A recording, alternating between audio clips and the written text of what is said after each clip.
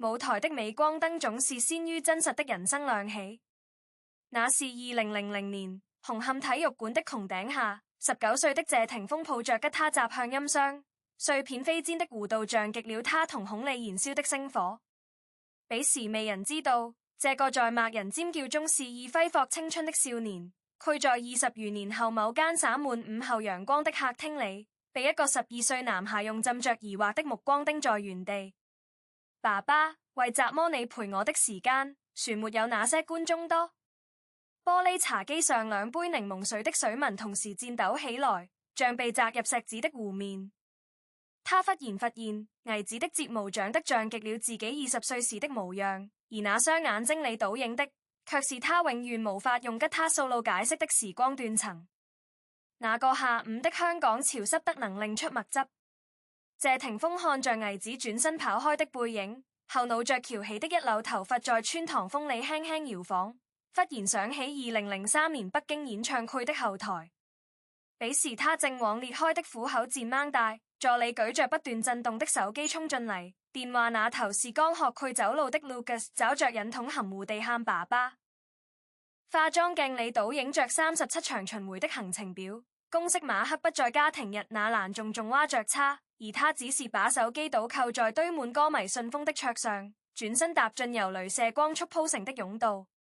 那瞬間的算擲像埋在時間琥珀裡的昆蟲，刺墨清晰卻永遠凝固。後來他總在深夜剪輯室盯着監視器回放，當畫面裡自己凌空踢下3米高的舞台時，失合舊傷在雨季來臨前隱隱作痛，而電腦另一端傳嚟倪子國際學校家長會的郵件提醒，總是被自動歸入垃圾箱的灰色圖標裡。有些秘密的質地比舞台煙霧更難以捕捉。2014年12道風味開播前夜，謝霆鋒在廚房調試分子料理機，液態氮的白霧漫過料理台時，他突然想起 Lucas 7歲生日那天的場景。那天他特意空出檔期，買了整套星球大戰樂高，卻在拼接千年準號駕駛艙時被經紀人的奪命連環 call 打斷。電話那頭是投資方冰冷的最後通牒，風味若再延期，整個團聚3個月的心血白費。他蹲在地毯上，看着倪子默默把散落的零件弄進紙盒，自亂的手指刻意放慢速度，仿佛在給父親留出反悔的間隙。窗外的狗仔最長焦鏡頭穿過百葉窗縫隙，將這場沉默切割成明暗交錯的膠片。最終他披上外套走向保姆車時，後視鏡裡影出 Lucas 貼在玻璃窗上的小臉，呵出的白氣模糊了那個即將成為爆款美食節目的路告貼紙。那天深夜收工，他在酒店浴室沖了很久的熱水澡，水流順着脊柱溝壑蜿蜒成細小的溪流。忽然想起父親謝賢在他童年時同樣匆忙離家的背影，有些宿命像粵語長片裡的循環鏡頭，以為換了主角就能改寫劇本，卻連運鏡方式都驚人地相似。轉折發生在東京銀座某個飄雪的跨年夜，謝霆鋒帶着團隊拍攝風味特別企劃，鏡頭需要捕捉他穿越人群尋找某種罕見山葵的即興反應。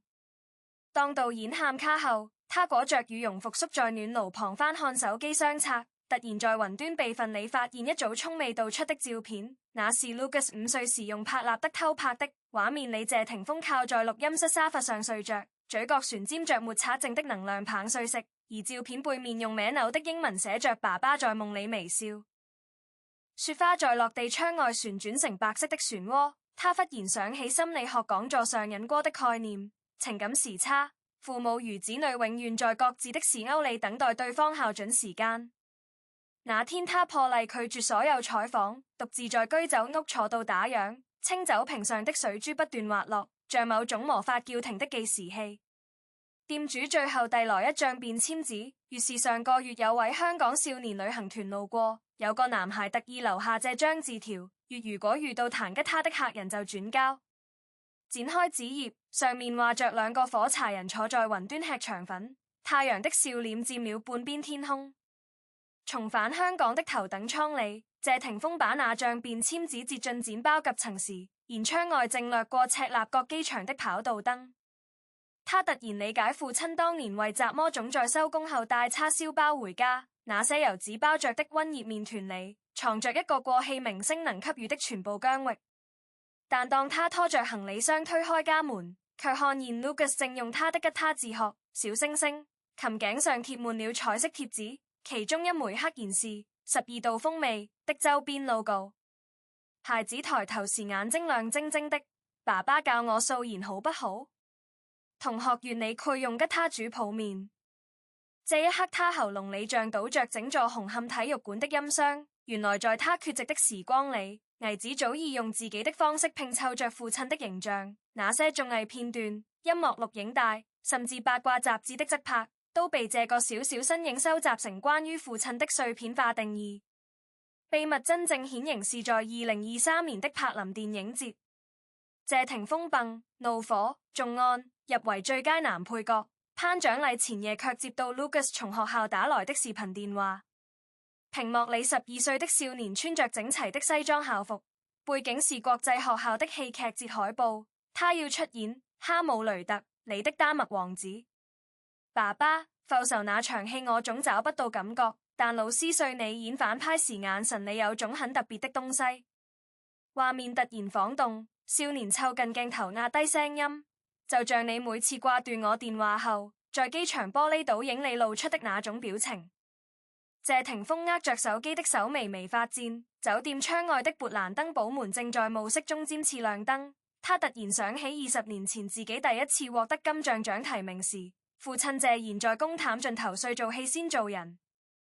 此刻他終於懂得，那些被工作碾碎的陪伴時光，竟以另一種形態沉澱在倪子的表演認知裡。血緣是最奇妙的蒙太奇，總能在意想不到的剪輯點完成情感轉場。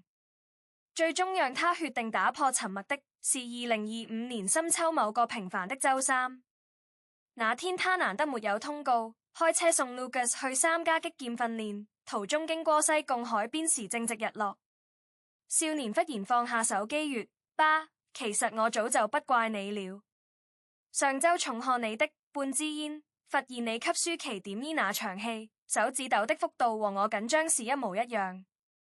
鹹濕的海鳳灌進車窗，謝霆鋒想起心理學教授的話：子女對父母的原諒往往發生在他們開始模仿父母的那一刻。他忽然踩下車，指着前方即將沉入海平面的夕陽：你看，太陽每天落下時都保證明天會升起，但未人要求他解釋這12個小時你去了哪裡。Lucas 把擊劍頭盔抱在胸前，金觸網面折射着碎金般的光，所以那些觀眾是你的另一個太陽系。此刻汽車音響正循環到2002年謝霆鋒暫別樂壇前的最後一場演唱會錄音，他在默人合唱中哽咽着：越有些責任比音樂更重。副駕駛座的少年突然跟着哼唱起來，跑調的尾音被海鳳撕成細碎的聲芒。謝霆鋒忽然明白，那個藏了26年的秘密，從來不是工作與家庭的二選一，而是當他站在懸崖般的人生舞台上時，身後始終有雙童真的眼睛在觀看這場名為父親的永恆演出。他選擇對萬千觀眾負責的每個瞬間，其實都在倪子心中埋下了關於奉獻、堅持與熱愛的種子。這些種子終將在某天長成少年自己的道德星空，而父親的角色不過是率先點亮自己這顆星。車駛入隧道時，光影在兩人臉上交替明滅。Lucas 忽然把手掌覆在父親握擋桿的手背上，溫度透過皮膚傳遞時，謝霆鋒想起倪子3歲時第一次在演唱會後台看自己化妝，小人人踮腳把貼紙粘在化妝鏡上，越爸爸這樣就不會忘記回來了。那像海綿寶寶貼紙至今旋貼在鏡框角落，而此刻他終於在倒影裡看清，鏡中那個同時承載着萬千期待與一個孩子仰望的中年男人，早已把兩個身份融鑄成同一種生命的燃燒方式。隧道盡頭的光逐漸放大，像電影院暗場後重新亮起的銀幕，而他們即將駛入的是無需剪輯的真實人生。翌日清晨，謝霆鋒在社交平台曬出兩張照片，一張是2000年紅館演唱會的全景照，星海般的熒光棒組成銀河；另一張是昨夜西貢海邊 Lucas 用手機拍的他倆的影子，兩個被拉長的人形中間，恰好及着墜入海平線的太陽。配文是：玉蝴蝶，你改動的歌詞，如何回到當時，如同情人看海，但原來時光會把兩個太陽都升起來。評論勾瞬間衝入百萬留言，有人發現照片角落的 GPS 定位，正是當年他首次登台的場館舊址。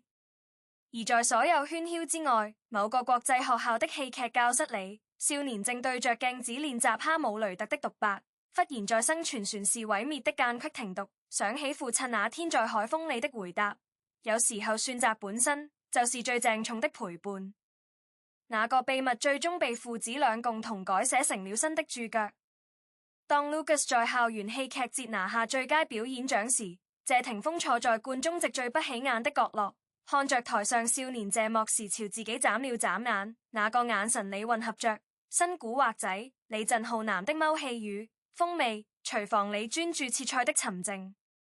散場後，少年穿過祝賀的人群跑過來，校服口袋裏掉出像皺巴巴的紙，展開竟是當年那張雲端拍立得照片的打印件，背面新添了一行工整的鋼筆字：爸爸的夢裡現在有兩個太陽。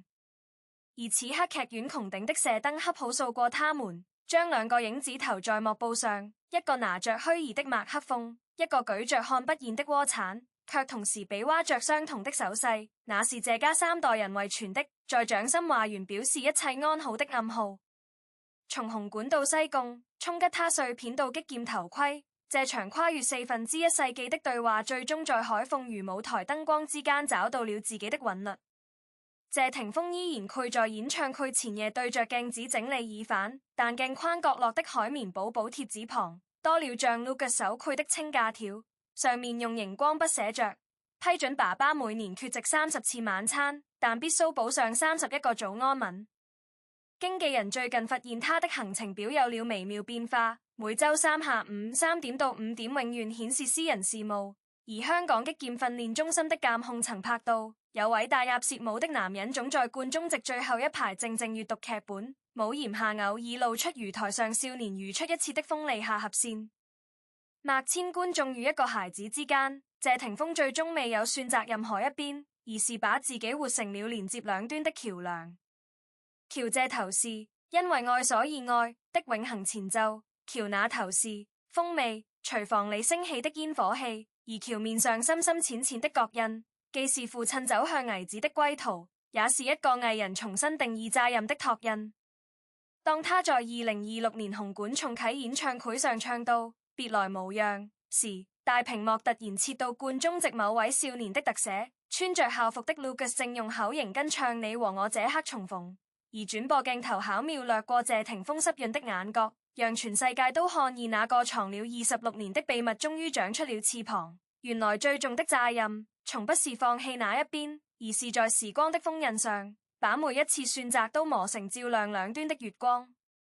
演出結束後，後台化妝間裏 ，Lucas 幫父親擦着耳返，忽然指着監視器裏重播的父子同框畫面說：爸，以後你繼續當大家的謝霆鋒，我來當你的特約觀眾。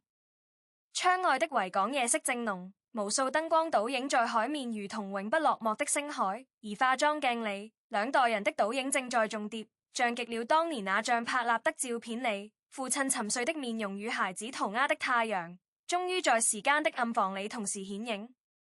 那個被質問的下午早已遠去，但答案始終懸浮在每一次吉他勃然與每一聲開拍之間。原來父親對世界的承諾，最終都繪以另一種語法寫進孩子凝視世界的瞳孔裡。